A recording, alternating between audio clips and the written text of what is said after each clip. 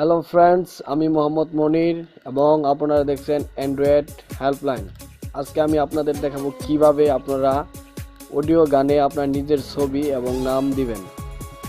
তো তার আগে বলি, যারা আমার ইউটিউব চ্যানেলটি সাবস্ক্রাইব করেননি তারা অবশ্যই আমার চ্যানেলটি সাবস্ক্রাইব করবেন।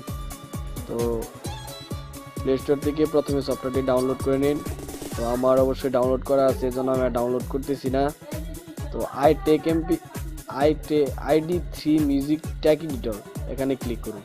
ক্লিক করার পর তারপর এখানে দেখেন সংস, অ্যালবাম, আর্টিস্ট, তারপর আপনার পুরো ভার্সনটার জন্য আপডেট করতে পারেন আপনার। সো সংস, আমি প্রথমে সংসে ক্লিক করি। তারপরে দেখেন আমার যত গান আছে সবটির লিস্ট এখানে চলে আসছে। তো আমি এই যে একটা গান নিতেছি, গানটি আমি সিলেক্ট করলাম। সিলেক্ট করার পর আমি এখানে নাম দিলাম, একটা নাম দেওয়া আছে, এটা আমি সিলেক্ট করে দিয়ে আমি আমার মন মতো নাম দিতে পারি। যেমন আমার নামটাই দিলাম। তারপর আর্টিস্ট আছে, আর্টিস্টের জায়গাতে আমি অন্য নাম দিতে পারি। যেমন আমি এই পর্যন্ত দিয়া আরেকটা নাম দিলাম, নাম এরকম আর্টিস্ট মনির নাম।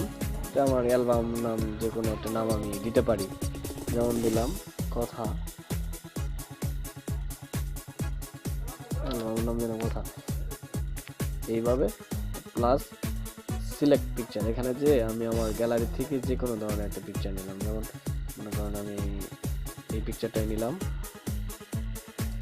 এই পিকচারটা আমি সিলেক্ট করলাম। সিলেক্ট করার পর সেভ বাটনে ক্লিক করলাম। ক্লিক করার পর please wait while saving text. এই যে আমার অলরেডি আমার এটা দেখছেন, অলরেডি আমার এটা চেঞ্জ হয়ে গেছে। এইভাবে আপনি চেক করলে সবটি গানে একসাথে করতে পারেন। এখানে ক্লিক করে এই দেখেন একের পর এক টিক দিয়ে আপনি একসাথে সব গানের নাম এবং ছবি এডিট করতে পারেন।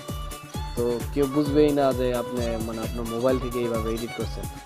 তো আমি এডিট করতেছি না।